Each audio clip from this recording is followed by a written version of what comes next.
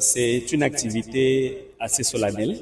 C'est l'activité où la Ligue de karaté de Kinshasa vient avec la fédération pour présenter les grandes lignes de ce que nous comptons faire cette année.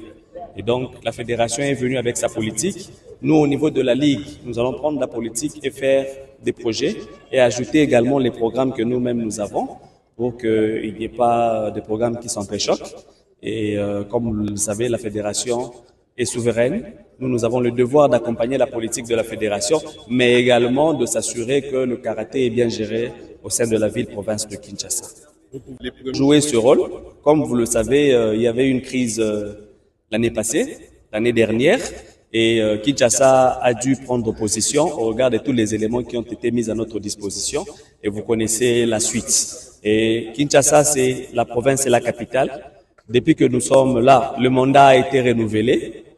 Merci à Dieu. Nous avons encore 4 ans de gestion et d'administration du karaté dans la ville.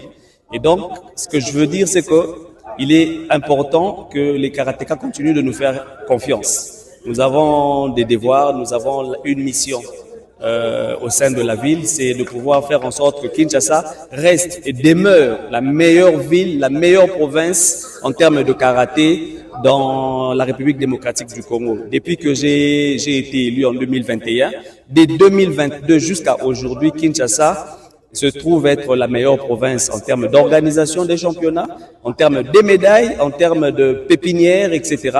Et donc, nous comptons le rester pendant le plus longtemps possible et en accompagnement avec tous les présidents des ententes qui abattent un travail formidable et je leur dis merci. Nous allons continuer dans cet élan et avec l'aide de Dieu, nous irons loin dans cette ville. Je suis allé dans une logique où on dit on ne prête qu'aux riches et lorsqu'on n'a rien, on ne vous donne rien. Commencez d'abord par avoir quelque chose, commencez d'abord par travailler.